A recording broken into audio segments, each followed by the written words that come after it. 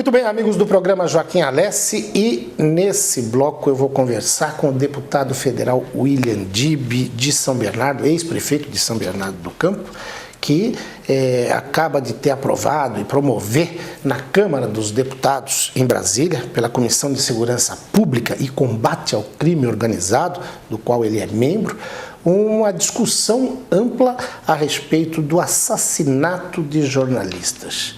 Para quem não vive esse dia a dia, essa situação toda, pode parecer algo até inusitado, porque, por incrível que pareça, os próprios meios de comunicação divulgam muito pouco isso, mas a gente tem inúmeros casos. O material preparado aí pela assessoria do deputado revela que neste ano, ou seja, em 6 meses, 5 jornalistas investigativos foram assassinados no Brasil.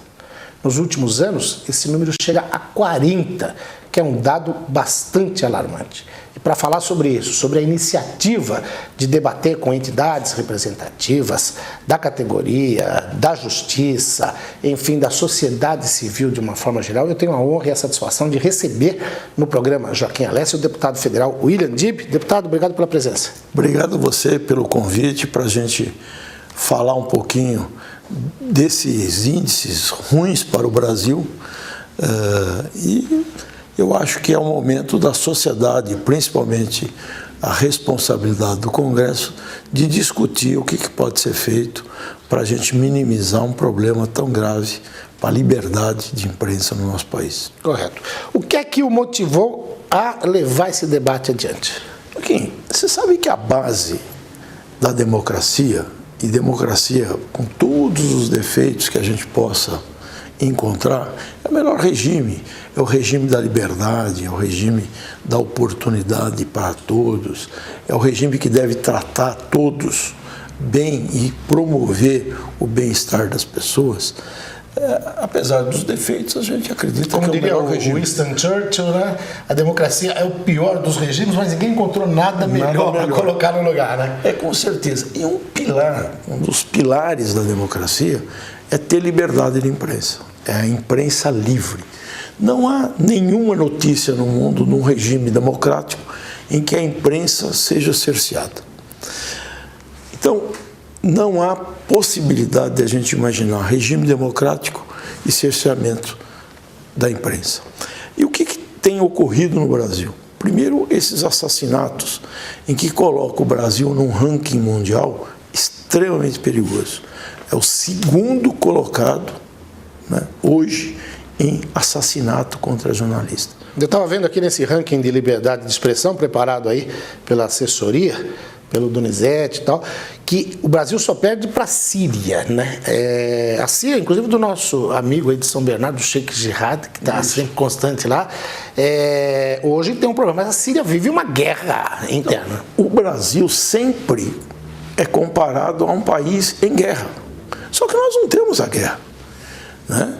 E quando você vê a motivação do crime contra o jornalismo, ou contra os jornalistas, você fica mais preocupado, porque não tem nada a ver com guerra, não tem nada a ver com a violência urbana, tem muito a ver com os crimes políticos, com o desvendamento de crimes contra políticos. Isso faz com que a gente tenha tido a iniciativa de promover essa audiência pública. Convidamos todas as entidades que representam os jornalistas e convidamos o Ministério da Justiça, o Ministério das Relações Exteriores e o Ministério das Comunicações. Agora, por que o Ministério de Relações Exteriores, que pega uma coisa meio estranha? É que o Brasil se negou a assinar um documento em que todos os países assinaram, que a Unesco preparou, de proteção à atividade de jornalista. Só o Brasil não assinou? Só o Brasil não assinou. Certo. Quer dizer, o Brasil, o Paquistão, a Venezuela, países que tentam cercear a liberdade de imprensa. E a gente sabe, né, você que é jornalista e as entidades, que existem vários tipos de pressão contra a atividade jornalística. Atividade econômica, que cerceia a liberdade, para de fazer publicidade em determinado veículo porque não contempla a falsidade das notícias, a demissão de jornalistas importantes quando ele critica algum ente federativo do Brasil e que, por pressão dos políticos, são às vezes mandados embora. Sim. Porque eles emitem sua opinião. Quem tem o poder, inclusive, de destinar verba publicitária, coloca isso como condição. Olha, eu dou a verba, a publicidade, mas aquele jornalista não pode escrever, esse assunto não pode ser abordado, aquela coisa toda. É lógico que nós que conhecemos a vida do dia a dia do Brasil, nós estamos longe de ter a liberdade de imprensa que existe nos Estados Unidos. Nos Estados Unidos, os jornais, as revistas, a televisão, eles tomam partido no processo eleitoral. Até de uma forma clara, transparente e honesta. A gente lembra da última eleição em que o New York Times se posicionou. Nós apoiamos, ou era o adversário do Barack Obama, mas nós apoiamos. A gente vai noticiar tudo, mas o nosso candidato é o adversário do Obama. Então, pode colocar no editorial por que até o Estadão fez isso aqui no Brasil e foi muito criticado até por colegas de imprensa, mas fez isso na última eleição presidencial. Eu falo isso com uma tranquilidade, porque eu escrevia no Estadão na época e como correspondente aqui no ABC, e tenho um profundo respeito pela linha editorial. O nosso amigo aqui de São Caetano, Roberto Gazzi, que é o diretor de novas mídias e conteúdos do Estadão, é um dos partícipes dessa ideia de sair com essa posição. Foi uma posição corajosa, mas às vezes a gente paga caro por isso. Deputado, eu vou pedir licença para chamar um rápido intervalo comercial. A gente vai continuar daqui a pouquinho falando desse assunto que é extremamente importante para aquilo que a gente costuma chamar de cidadania. Isso é a defesa da cidadania que é feita nesse tipo de debate. Você, tenho certeza, não vai mudar de canal, porque em 1 minuto e meio o programa Joaquim Alessi está de volta. Até já!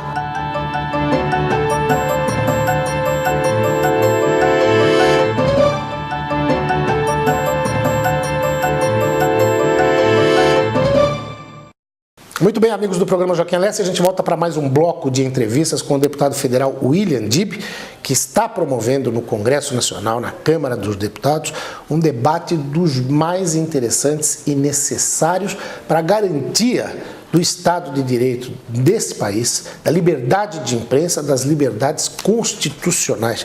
Deputado, eu estava mais uma vez lendo esse material que foi baseado numa reportagem da revista Imprensa, uma revista bastante séria que acompanha a movimentação dos jornalistas nesse país, tem o número de mortes ano a ano, e o que salta aos olhos aqui é um quadro sinótico da situação, que fala o seguinte: os mandantes, a quem interessa a cabeça dos jornalistas? E a gente vê aqui que de 42 assassinatos entre 1982 e 2007, 25 são ligados à política, ao crime organizado, caso de corrupção. Ou seja, políticos ligados ao crime organizado mandaram matar 13 jornalistas. Políticos estaduais e municipais acusados de corrupção mandaram matar 12. Traficantes, que a gente costuma falar, pô, o tráfico, e realmente o tráfico é pernicioso e precisa ser combatido. 4. Né? Quer dizer, a gente viu o caso do Tim Lopes, né? Que foi barbaramente julgado, né? Naquele tribunal dos traficantes no Rio de Janeiro, esquartejado, aquilo sim por traficante. Mas os traficantes perto dos políticos acusados de corrupção são um pé de chinelo, né? São. E isso que me assustou, porque eu tinha a impressão que as mortes eram causadas pela violência urbana, né? Tráfico de armas, investigação do crime organizado. Por isso que a Comissão de Segurança Pública e Combate ao Crime Organizado, a gente acreditava que o problema era o crime organizado. E não é. As mortes têm muito mais relação com a classe política denunciada do que com o próprio crime organizado. Isso é preocupante, porque a liberdade, né, as nossas liberdades precisam ser mantidas. E quem que nos informa, quem que denuncia a corrupção, que agora tem um novo nome, né, os malfeitos dos políticos, é a imprensa. Nós precisamos do jornalista, das empresas de notícia, rádio, televisão, mídia escrita, livre, porque senão nós vamos ir para uma barbárie social que sem fim. E o que preocupa mais é que, sendo isso, mais da metade dos mandantes desses crimes contra a imprensa, contra jornalistas, sendo ligados à atividade política, são pessoas que acabam definindo as políticas públicas para os municípios, para os estados, para o país, até sobre segurança pública. Então você fica refém de uma espécie de submundo que acaba se apoderando da estrutura oficial de governo para comandar o país de uma forma geral. E essa ponta é ligada com a outra ponta que deixa todos nós brasileiros muito tristes, que chama impunidade. Porque quando a classe política é que comete, ela vai atrás da impunidade. E você vai ver pela revista Imprensa que 70% dos casos de morte houve impunidade. Correto. Quer dizer, 70% não tem esclarecimento. Então, a gente não pode assistir a isso e ver o mundo todo preocupado com a liberdade de imprensa. Você vê a Unesco, que é um órgão da ONU, produzir um documento importante, né, sobre isso, sobre como que o Estado tem que preservar a atividade do jornalista e das empresas. E, estranhamente, o Brasil resolveu não apoiar esse documento. Agora, na Câmara Federal tramita um projeto que eu acho que é muito pouco para o que está acontecendo. É um processo de autoria do deputado, aqui de São Paulo também, que autorizaria a Polícia Federal a requisitar, quando achar conveniente, o segmento e o esclarecimento e a investigação da morte de jornalistas. Isso não é obrigatório. Então, quer dizer, ele é autorizativo. Né? É autorizativo, mas hoje já é autorizativo. Se a Polícia Federal entender que o crime contra o jornalista tem motivação estranha ao corriqueiro, ela pode requisitar e investigar o caso. Quer dizer, o projeto de lei eu acho que é muito pouco. Por isso que a gente convidou os ministérios, todas as entidades, para a gente tentar achar um caminho em que a gente possa, o Estado, proteger esse jornalista, as empresas jornalísticas tenham também esse cuidado de usar pseudônimo, por exemplo, numa matéria investigativa, e dizer que... A gente usava isso muito há alguns anos. Na ditadura. Eu lembro até que quando eu entrei no Diário do Grande ABC, em 1981, eu tive que registrar alguns pseudônimos, e você registrava em cartório. Até o nosso saudoso Fausto Polese, né? Corintiano de 4 costados, ele assinava uma coluna que ele chamava Jorge Alvinegro. Era o pseudônimo dele. Todo mundo sabia que era ele, mas era uma forma de ele se proteger, inclusive, aí no caso de torcidas de outros times. Mas tinha vários pseudônimos, né? A gente era obrigado a registrava em cartório, porque a gente tinha responsabilidade também civil e criminal pelo que escrevia, mas também para se precaver. É uma prática que foi um pouquinho deixada de lado, mas eu acho que a gente tem que retomar. Nós temos que retomar. Nós temos que arranjar metodologias de segurança para que a imprensa continue livre, denunciando o que há de errado e sendo responsável pelo que ele escreve. Nós não imaginamos uma imprensa livre e irresponsável. De jeito nenhum. Ela tem que ser livre e responsável. E nós temos, junto com as entidades que protegem, que trabalham a favor do jornalista, encontrar um meio termo em que, se for necessário, lei, decreto, pressões em torno do governo federal, estadual ou municipal. Quer dizer, criar condições para que a democracia e a cidadania andam de mãos dadas na liberdade de imprensa. Tá certo. Deputado, eu vou pedir licença para chamar mais um rápido intervalo comercial. A gente vai voltar para outro bloco, falar das entidades que estão engajadas, que o senhor está mobilizando nesse debate, de outros tipos de casos, porque não tem só assassinato, não tem agressões, tem intimidações, tem várias formas de pressão que também se configuram em atentado à liberdade de imprensa, mas a gente vai falar disso depois do intervalo comercial. Você, meu amigo, com certeza vai continuar com a gente aqui. Em 1 minuto e meio, o programa Joaquim Alessi está de volta. Até já!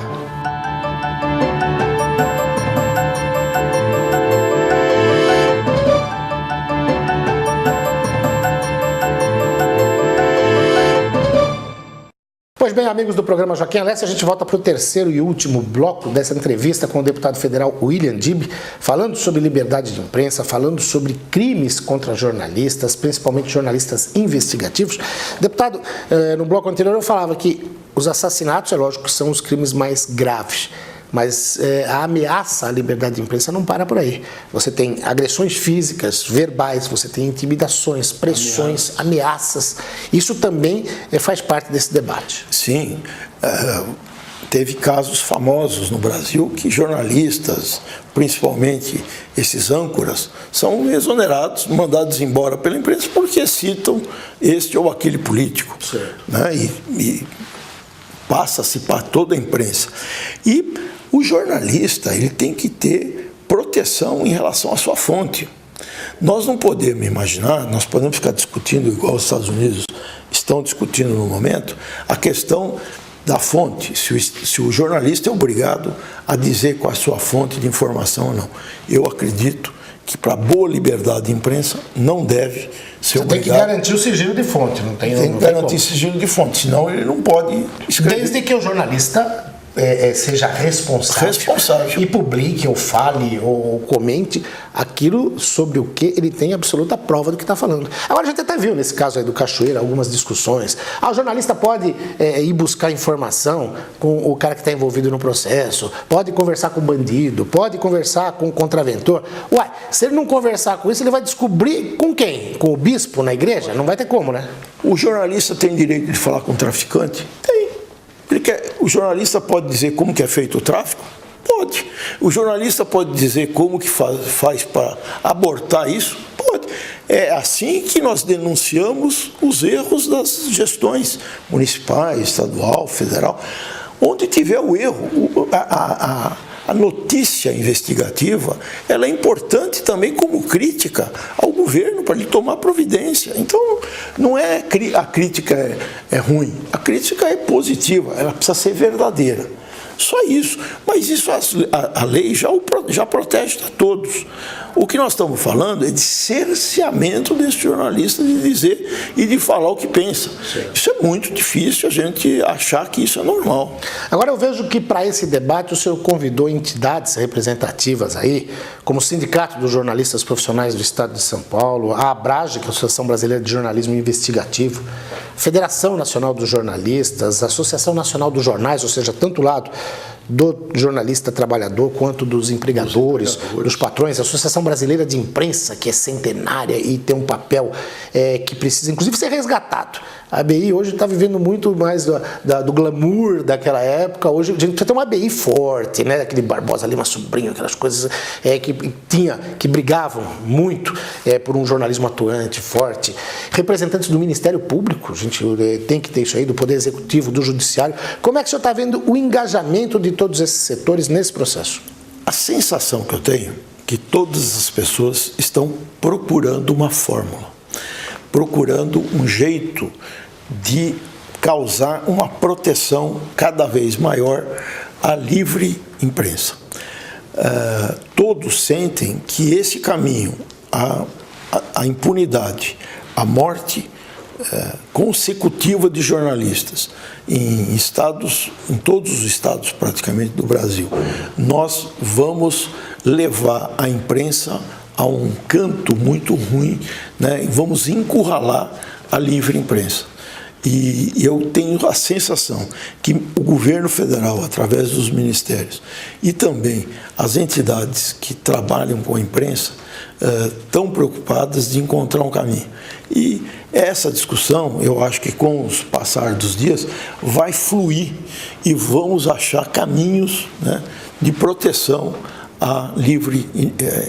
o livre pensar no nosso país. Infelizmente, deputado, a gente está chegando ao final. O senhor tem 30 segundos para uma mensagem para os nossos telespectadores. Olha, Joaquim, eu tenho primeiro agradecer de estar no programa Joaquim Alessi novamente, para explicar que isso não é só defesa de profissionais, é a defesa da própria democracia, da sobrevivência. Quantos e quantos casos o Brasil não recuperou a sua dignidade, a sua cidadania, por denúncia da imprensa. Desde os maus tratos no serviço público, na saúde, o mau atendimento, todas as questões políticas, que é do processo eleitoral, a gestão, a administração pública. Então, a liberdade de imprensa, que é como pilar da democracia, é o caminho para a gente alcançar a verdadeira cidadania. Então, quando a gente promove isso, a gente não promove para proteger jornalistas, a gente promove para proteger a democracia no nosso país. Tá ótimo. Obrigado, deputado. Até uma próxima entrevista. Obrigado. Esse foi o deputado federal William Dibby, que conversou com você, amigo telespectador do programa Joaquim Alessi. Que não acabou não, a gente volta em 1 minuto e meio. Até já.